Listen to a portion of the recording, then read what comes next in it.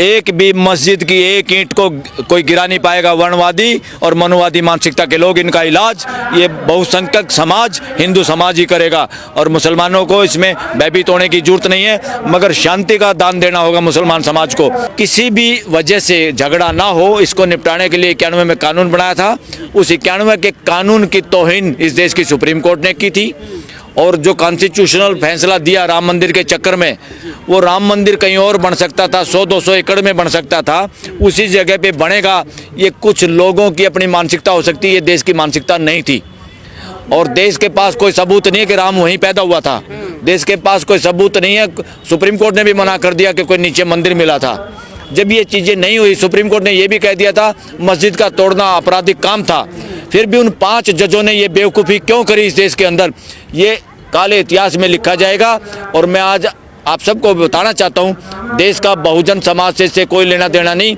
कोई हिस्ट्री लिखे तो बहुजन समाज का नाम ना लिखें, ये लिखें कुछ वर्णवादी और मनुवादी लोगों की शरारत की वजह से और उन्हीं की मानसिकता वाले लोगों की वजह से, उसी मानसिकता के जजों की वजह से ऐसा काम देश में हुआ। देश की बहुसंख्यक समाज मुसलमानों के साथ था, मस्जिद के साथ था, मस्जिद से उनको कोई नफरत नहीं। तो अब जो ये सर्वे, एक ही दिन में केस दाखिल होना, उसी दिन सर्वे के आदेश होना, दूसरी पार्टी को नहीं सुनना, ये कोई आम सभ्य जज नहीं कर सकता।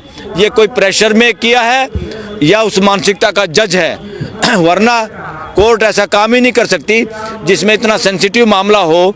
ऐसे सेंसिटिव मामले में जिसमें हमारा भाईचारा बिगड़ता हो, उसके लिए तो कभी भी कोई भी जज, सामान्य बुद्धि का जज भी ये नहीं कहेगा।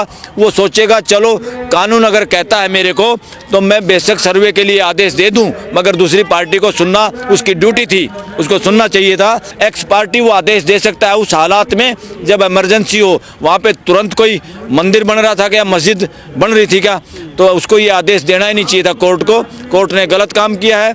कोर्ट का सर्वे होना चाहिए इन जजों का, ये कौन जज हैं, इनको पिछले 6 महीने में किससे मुलाकात हुई, किससे बात हुई, किन लोगों ने प्रभावित या डराने की कोशिश करते हैं, या कोर्ट के जज की भी ट्रांसफ़र कब हुई, कैसे यहाँ यार मुकदमा कैसे डला। देश के वकील अब ये कह रहे हैं बहुत सारी जगह ऐसी जगहों पे जहाँ ये लोग आरएसएस बीजेपी वाले मस्जिदों का टारगेट बना रहे हैं, वहाँ पे पहले अपने लोगों को, अपनी विचारधारा के लोगों को, जजों को ट्रांसफ़र कराया जाएगा, फिर मुकदमा वहाँ लगाया जाएगा, फिर आदेश लिया जाएगा। और देश के अंदर नफरत और ये फैलाव होके, और जो इलेक्शन चोरी चकारी से मशीन से जीते हैं, धोखा देने के लिए, देश का ध्यान बटाने के लिए, जैसे चोर और चोरी करने वाला पॉकेट मार, लोगों की पॉकेट मारने के बाद खुद ही चिल्लाता है चोर चोर चोर। लोग समझते ये तो खुद ही चोर चोर करे, ये तो चोर नहीं हो सकता, और वो ध्यान भटकाता और भाग जाता है। यही काम हो रहा देश के अंदर, और पूरा देश मुसलमान समाज के साथ है। और ड्यूटी भी है, असली सनातनी और हिंदू समाज मुसलमान समाज के साथ है। हिंदुत्व के ठेकेदार चंद लोग हैं, चालाक लोग हैं, भ्रष्ट लोग हैं, तानाशाही मानसिकता के लोग हैं, उनके साथ इस देश नहीं है। और आज ड्यूटी है पूरे समाज की। जब एक समाज के साथ अन्याय हो रहा है, अगर आज हम उसके साथ नहीं खड़े हुए तो इतिहास ये कहेगा कि हिंदू बहुसंख्यक होने की वजह से अत्याचार हुआ मुसलमान भाइयों पे, या जो मुस्लिम रिलीजन को फॉलो करते हैं। यहीं के लोग हैं, यहीं का खून है। कोई हिंदू है, कोई मुसलमान है, कोई सिख है, कोई ईसाई है। ये हिंदुत्व के ठेकेदार हिंदू नहीं है, ना ये सनातनी है।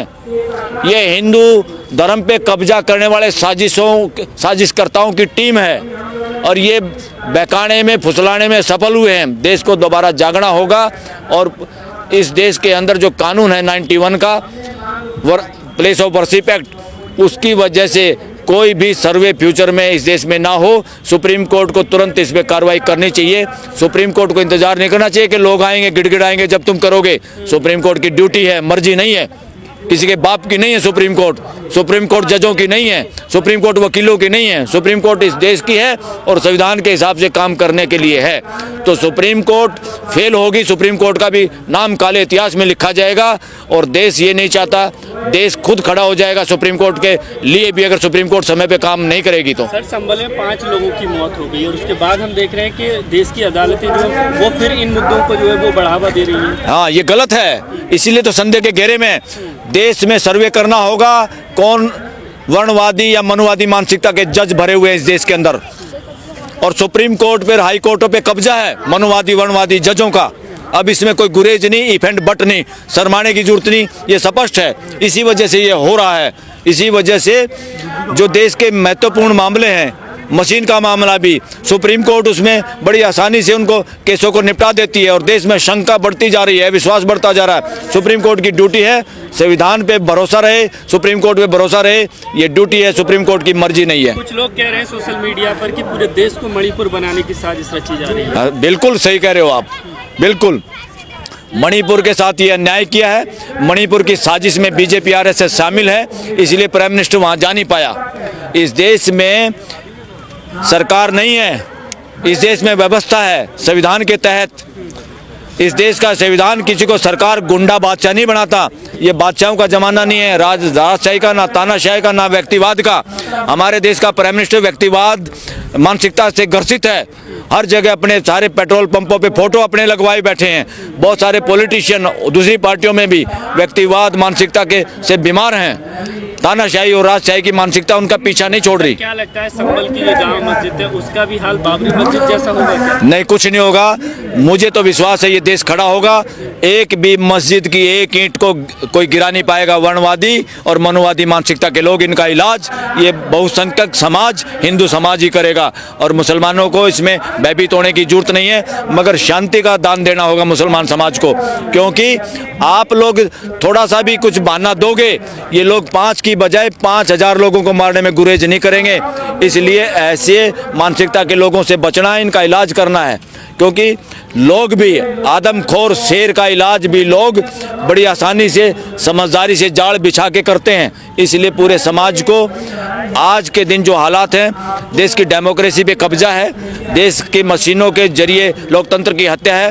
अपोजिशन में वो हिम्मत नहीं, क्योंकि अपोजिशन में ज़्यादातर पुराने नेता, भ्रष्टाचारी नेता भरे हुए हैं। वो आवाज़ वो दिन में अपनी पार्टियों में होते, रात को बीजेपी के साथ होते हैं। वो डरते हैं, उनके उद्योग धंधे हैं, उन्होंने बहुत पैसा कमाया हुआ 2 नंबर का। सारी पॉलिटिकल पार्टियों से भी निवेदन है, ऐसी गली सड़ी मानसिकता पुराने भ्रष्टाचारी नेताओं से अपना पीछा छुड़ाओ, नए लोगों को अपनी पार्टियों में शामिल करो और देश में आंदोलन चलाओ। सर, ये जो सर्वे हो रहे हैं इनमें पूर्व सीजीआई चंद्रचूड़ का भी नाम आ रहा है कि उन्होंने ही जो है उसी ने आदेश दिया था। ये बेवकूफ़ी भरा आदेश फॉर्मर चीफ जस्टिस चंद्रचूड़ ने ही दिया था। वो मनुवादी वर्णवादी मानसिकता का आदमी था, इससे साबित होता है। तो सर क्या लगता है, अब जिस तरह से 5 लोगों की मौत हुई है, प्रशासन कह रहा है कि पुलिस ने गोली नहीं चलाई है और उनकी कोई, अरे झूठ बोल रहे, पुलिस तो तिल का ताड़ बना देती है। इस देश की पुलिस को अगर सरकार का मदद हो और सरकार का निर्देश हो, वो अपने हथियारों से गोली चलाने के बजाय कट्टे और 2 नंबर की बंदूकों से भी गोलियां चला सकते हैं, लोगों को मार सकते हैं। इस देश की सीबीआई, ईडी, पीडी क्या कर रही है? पिंजरे का तोता सुप्रीम कोर्ट खुद बता रही है। पुलिस कहते हो औकात क्या है? एक एसएचओ लगने के लिए इस देश में बोलियां लगती हैं, पैसे लगते हैं, सिफारिश लगती हैं। क्योंकि एसएचओ लगना ठगी ठोरी का धंधा है, सुरक्षा का धंधा नहीं। एसएचओ एक जिम्मेदारी का पद है, मगर लोग एसपी बनने के लिए, ऐसी जगह पे एसएचओ लगने के लिए रिश्वत भी देते हैं और देश भ्रष्टाचार के दलदल में फंसा हुआ है। सर, आपको लाखों लोग सुनते हैं, ऐसे संवेदनशील माहौल में क्या कहना चाहेंगे देश के